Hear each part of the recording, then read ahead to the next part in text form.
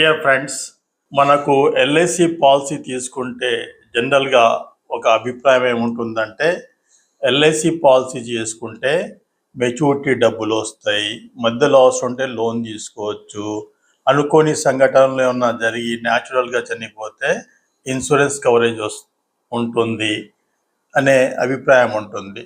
చాలామంది ఏమనుకుంటారంటే యాక్సిడెంటల్గా ఏమన్నా అయితే డబల్ అమౌంట్ వస్తుంది చేసిన దానికి అని అనుకుంటారు. మన ఏజెంట్ మిత్రులు కూడా అలాంటి అభిప్రాయంతోనే చాలామంది ఉంటారు. కానీ ఈ ఏడీడీబీ యాక్సిడెంటల్ డెత్ అండ్ డిజబిలిటీ బెనిఫిట్లో ఏమేమి లాభాలు ఉన్నాయి, ఇది ఎలా వర్కౌట్ అవుతుంది అనే విషయం మనం తెలుసుకోవాలి. మీరు ఒక ప్రత్యేకమైన ఏజెంట్గా సొసైటీలో గుర్తింపు పొందాలంటే ఇలాంటి విషయాలు పూర్తి అవగాహన ఉంటే మీకు ప్రత్యేక గుర్తింపు ఉంటుంది. ఈ విషయాలు అన్ని కస్టమర్కు చెప్తే మీకు మంచి నాలెడ్జ్ ఉందనే ఒక ఇమేజ్ మీకు ఏర్పడుతుంది, ఒక బ్రాండ్ మీకు ఏర్పడుతుంది సొసైటీలో. ఈరోజు ఏడీడీబీ గురించి మనం డీటెయిల్గా తెలుసుకుందాం. హలో ఫ్రెండ్స్, భారతీయ జీవిత బీమా సంస్థల్లో ఉన్న రైడర్స్, వాటిల్లో మొదటిది ఏడీడీబీ గురించి ఈ వీడియోలో తెలుసుకుందాం. ఏడీడీబీ అంటే accidental death and disability benefit rider. మనకు జీవిత బీమాలో పాలసీతో పాటు కొన్ని రైడర్స్ ఉంటాయి, దాంట్లో ఏడీడీబీ ఒకటి. ఇతర రైడర్స్ నెక్స్ట్ వీడియోలో తెలుసుకుందాం. మామూలుగా ఈ రైడర్ ఎల్ఐసి పాలసీలతో తీసుకునే అవకాశం ఉంటుంది. పాలసీ తీసుకున్నప్పుడు ఈ రైడర్ కూడా తీసుకునే అవకాశం ఉంటుంది. ఈ రైడర్లో ఏడి అంటే యాక్సిడెంటల్ డెత్ మరియు డిబి అంటే డిజబిలిటీ బెనిఫిట్, రెండు ఉంటాయి అన్నమాట. దీంట్లో యాక్సిడెంటల్ డెత్కి ఉంటుంది, మళ్ళీ డిజబిలిటీ బెనిఫిట్కి ఉంటుంది. ఈ రైడర్ యూనిట్ లింక్డ్ పాలసీస్ మరియు గ్రూప్ ఇన్సూరెన్స్ పాలసీ తప్ప దాదాపు అన్ని పాలసీల్లో అందుబాటులో ఉంటాయి. యూనిట్ లింక్డ్ పాలసీల్లో అదనంగా సెపరేట్గా మనం తీసుకోవాల్సి ఉంటుంది. ఫస్ట్ మనం యాక్సిడెంటల్ డెత్, ఏడీడీబీ కదా, ఏడీ గురించి తెలుసుకుందాం. యాక్సిడెంటల్ డెత్ గురించి తెలుసుకుందాం. ఒక ఉదాహరణ ద్వారా తెలుసుకుందాం. ఏజ్ 35 years, బీమా మొత్తం 10 లక్షలు అనుకుందాం. Term 20 years.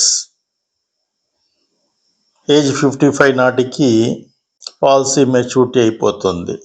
కానీ మధ్యలో పాలసీ తీసుకున్న తర్వాత 5 years తర్వాత యాక్సిడెంట్ జరిగిందనుకోండి, దాంట్లో మామూలుగా న్యాచురల్ డెత్ అయితే 10 లక్షలు ప్లస్ బోనస్ 2,40,000 అయితే 12,40,000 ఇచ్చేస్తారు. యాక్సిడెంటల్లో చనిపోతే బీమా మొత్తం ప్లస్ యాక్సిడెంటల్ బెనిఫిట్ 20 లక్షలు, మొత్తం 22,40,000 రూపాయలు ఇస్తారన్నమాట.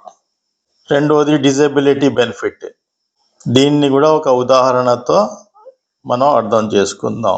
ఏజ్ 35 years, సమ్ అష్యూర్డ్ 10 లక్షలు, టర్మ్ 20 years అనుకుందాం. ఏజ్ 35 years అప్పుడు తీసుకుంటే 20 yearsకు ఏజ్ 55 years అయిపోతుంది, మెచ్యూరిటీ వచ్చేస్తుంది. దురదృష్టవశాత్తు పాలసీ తీసుకున్న 10 yearsకు ఏజ్ 45 years ఉన్నప్పుడు యాక్సిడెంట్ జరిగింది అనుకోండి. ఈ యాక్సిడెంట్ వల్ల చనిపోలేదు మనిషి, బతికే ఉన్నాడు, కానీ యాక్సిడెంట్ వల్ల పర్మనెంట్ డిజబిలిటీ జరిగితే ఫస్ట్ ఏంటంటే కట్టవలసిన ప్రీమియంలన్నీ మాఫీ అవుతాయి. 10 లక్షల రూపాయలను 10 సంవత్సరాల్లో డివైడ్ చేసి, అంటే సంవత్సరానికి 1,00,000 చొప్పున ఇస్తారన్నమాట. 1,00,000ని 12తో డివైడ్ చేస్తే నెలకు 8,330 రూపాయల చొప్పున 120 నెలలు ఇవ్వబడతాయి. 4, పాలసీ మెచ్యూర్ అయ్యే వరకు ఇన్సూరెన్స్ కవర్ మళ్ళీ నడుస్తూనే ఉంటుంది, డబ్బులు కట్టకుండానే ఇన్సూరెన్స్ కవర్ నడుస్తుంటుంది. 5, పాలసీ మెచ్యూరిటీ నాటికి బీమా మొత్తం bonus plus FAB final edition bonus కలిపి ఇవ్వబడతాయి. మెచ్యూరిటీ ఇచ్చినట్టు ఇవ్వబడతాయి. ఒకవేళ పాలసీ మెచ్యూరిటీకి 5 సంవత్సరాల ముందు యాక్సిడెంట్ డిజబిలిటీ జరిగితే నెలకు 8,333 5 సంవత్సరాలు ఇచ్చి మిగతా 5 సంవత్సరాల డబ్బులు అంటే మిగిలిన 5 లక్షలు ప్లస్ మెచ్యూరిటీ లాభాలు కలిపి ఇస్తారు. దీనికి కండిషన్స్ నిబంధనలు ఏమున్నాయో తెలుసుకుందాం. 1. కనీస వయస్సు 18 సంవత్సరాలు ఉండాలా. గరిష్ట వయస్సు 65 సంవత్సరాలు. దాటితే ఇవ్వరన్నమాట. 65 years దాటితే. 3. పాలసీ పూర్తి అయ్యే వరకు లేదా 70 ఏళ్ల వరకు ఏది ముందు అయితే ఇది అందుబాటులో ఉంటుంది. 4. అన్ని పాలసీలు కలిపి 1 కోటి వరకు మాత్రమే ఇస్తారు. 5. ఒక జీవన్ శిరోమణిలో మాత్రం 2 కోట్ల వరకు అందుబాటులో ఉంటుంది. ఇది 2 కోట్ల సమ్ అష్యూర్డ్ వరకు కూడా 2 కోట్ల డిజేబిలిటీ వరకు కూడా తీసుకోవచ్చు అన్నమాట. అంగవైకల్యం గురించి కొన్ని సూచనలు. యాక్సిడెంట్తో వచ్చే అంగవైకల్యం మాత్రమే పరిగణలోకి తీసుకుంటారు. యాక్సిడెంట్ జరిగిన 180 రోజుల్లో అంగవైకల్యం రావాలన్నమాట. వస్తేనే తీసుకుంటారు, లేకపోతే యాక్సిడెంట్ వల్ల రాలేదు అని అనుకుంటారు అన్నమాట. యాక్సిడెంట్ అంగవైకల్యం పూర్తి శాశ్వతమై ఉండాలి.